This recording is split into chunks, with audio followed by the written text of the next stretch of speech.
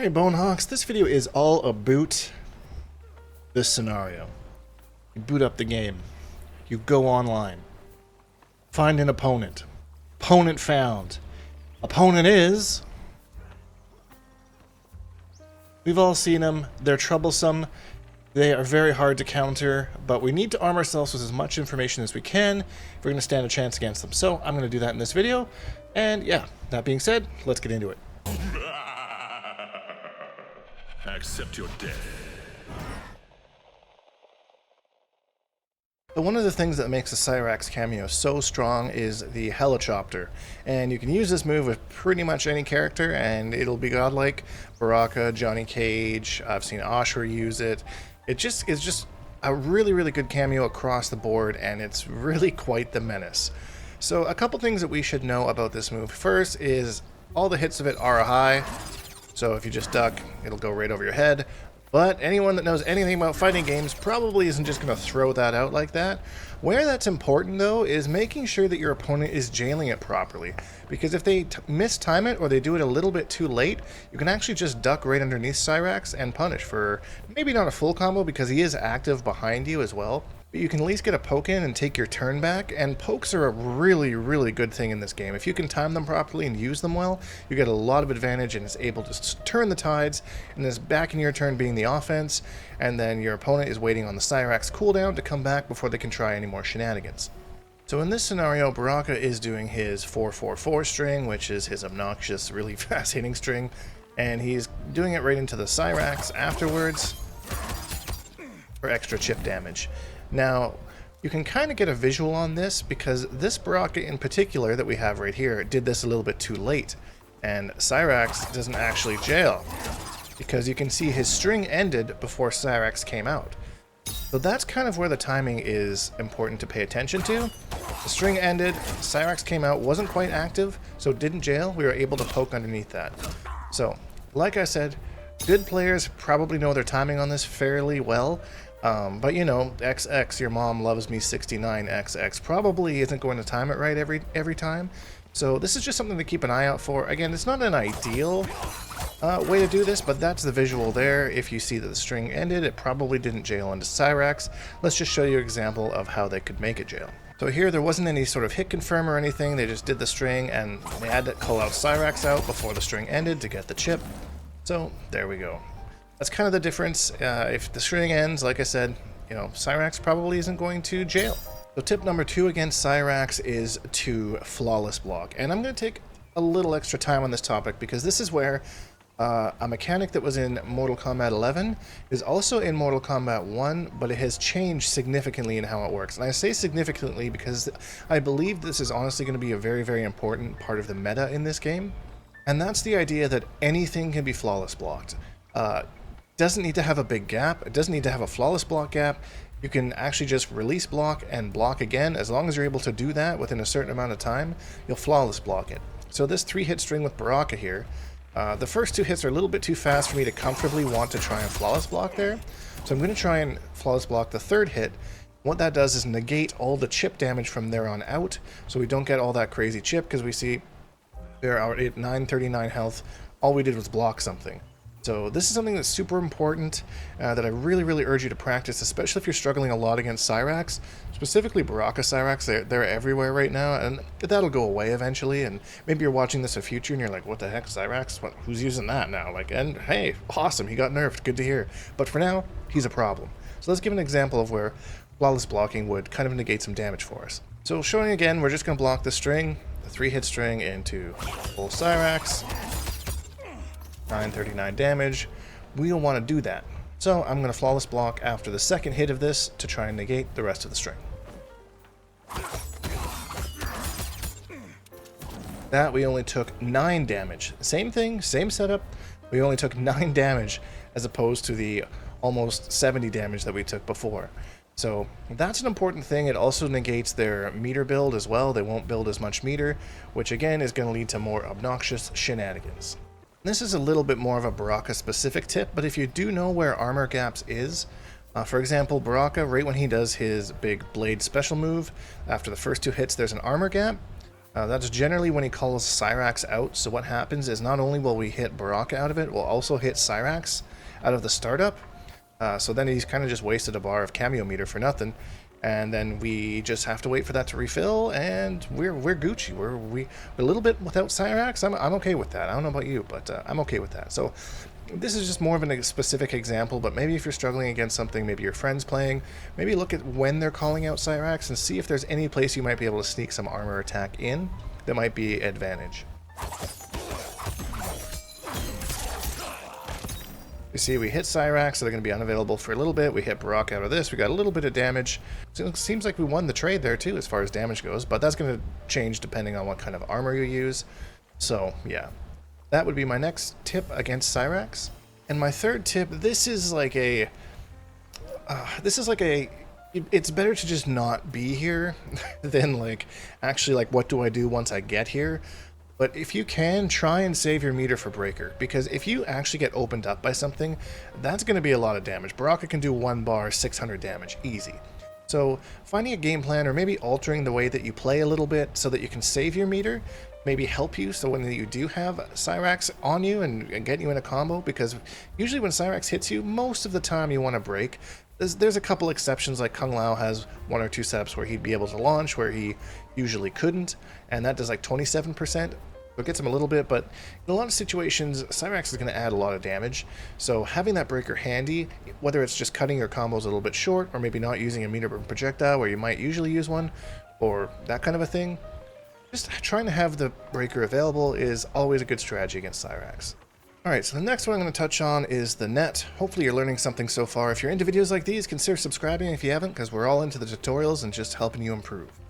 So Cyrax's net is definitely not as strong as the Helichoppter, but it holds you in there for freaking ever. Like, 239 frames you're in there for. That's over 2 seconds. So that, like, and I've unfortunately seen this myself, where, you know, they'll get you in the net, teabag, and then they'll kill you, uppercut or whatever, at the end of the round. So the important thing to know about Cyrax's net is as soon as it's on screen, there's nothing you can do about it. So generally, if I see Cyrax coming out like full screen like that, I know that's what he's going to do. And either hopefully I've already committed to a projectile, or I'll just kind of hold and block. If you're using Cyrax, this is a good way for you to kind of cover your distance. This is what's called a summon attack, so Baraka cannot be doing a different attack while Cyrax is doing the net. He has to wait till the net is out and active. But that's definitely not something you want to get caught in. There is some damage scaling on it, so I mean that's something, but it's just such a good tool to kind of hold you there. If you're playing a character that has some sort of a charge thing, like Johnny Cage, for example, get you in the Cyrax net, charge up some of his hype meter, and then hit you with the big hype combo before you even have a chance to get out of the net. So just make sure, chances are if you see Cyrax come out full screen like that, and that's coming, just be ready. Maybe teleport, or maybe use some armor if you have some decent armor to go through it. But yeah, that's more of a utility. The main thing for Cyrax is just the Helichoppter into like big damage. That's where we're seeing him being used so far. And then the third move he has is a self-destruct move. I haven't really seen anyone make much use of this. Not really sure why you would use this over using your meter for something else, like your chopper or your net. So I don't anticipate people using this. That being said, it's just a mid-attack. There's no mix-up on it or anything, and it can hit your actual own character out of that, so just be aware of that. Alright, so now we're moving on to Sub-Zero, and the Sub-Zero cameo is one that I personally run into a lot because I like to zone. It means I'm usually putting projectiles on the screen, and people don't like that, so they throw on Sub-Zero to kind of counter it. So just roughly to go over the Sub-Zero kind of armor. It has 5 hits of armor before it breaks. That's on block or on hit. So an example here with Reiko. Reiko's projectile hits 3 times. So Reiko just needs to do this twice. And the armor's broken, and he gets an extra hit after that. So, side note, his enhanced projectile hits 6 times. So one of those will break the armor and net him 1 extra hit. So Reiko just kind of laughs at this, you know, like he puts on the armor, he's like, oh, that's cute. Boom, shredded. It's like that. I'll just go back to zoning. Thank you very much. I'm a grappler, but I have the best projectile in the game. Ha ha ha. Joke's on you. So if for whatever reason you can't hit him out of this, it goes away on its own after 6 seconds, roughly. I just roughly timed it, so which is a long time in a fighting game. 6 seconds is quite some time to be with full armor against projectiles. So the counterplay to this is one of two things. The first one is you equip a cameo with some sort of multi-hitting projectile, i.e. Serena or Motaro, and then you kind of use them in tandem to break the armor. Keep in mind though, these projectiles are not going to stun your opponent, which means your opponent is probably just going to turn it on and just run straight at you. And you're stuck here.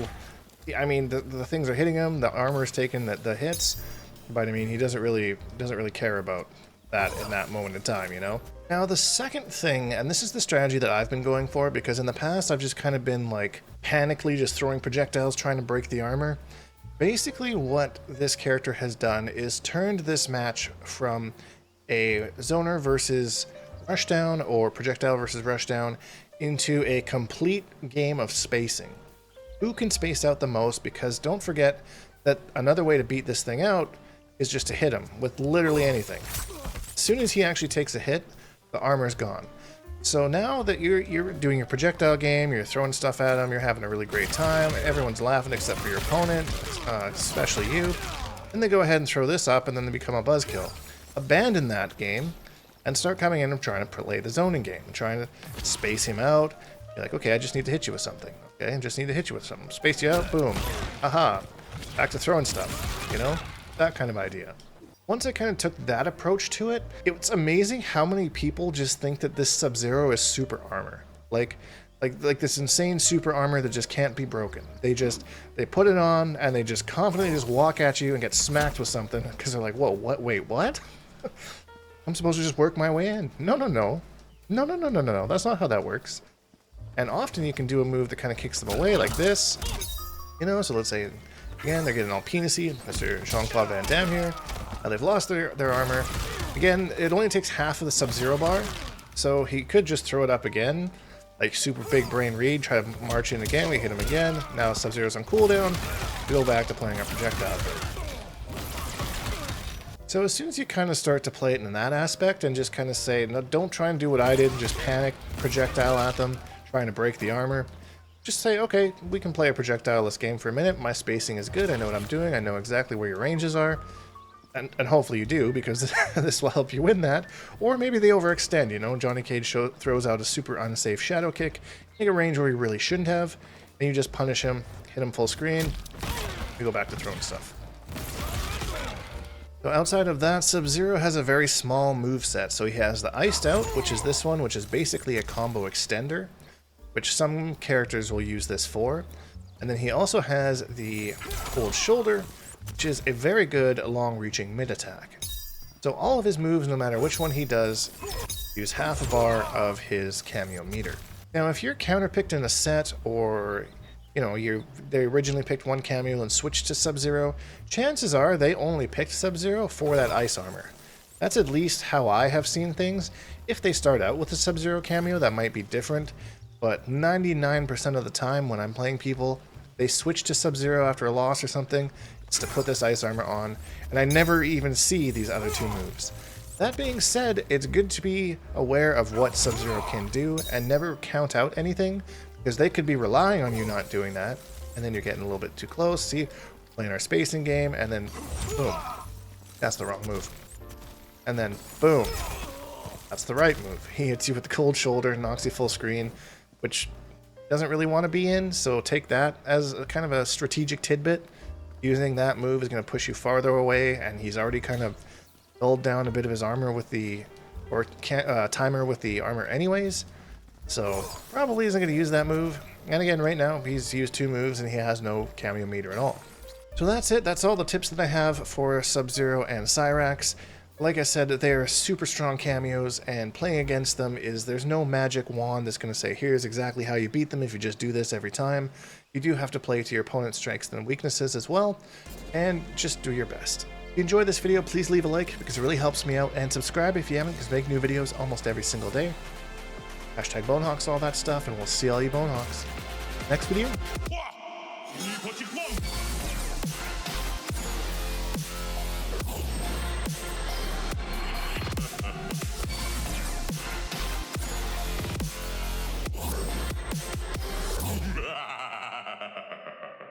Accept your death.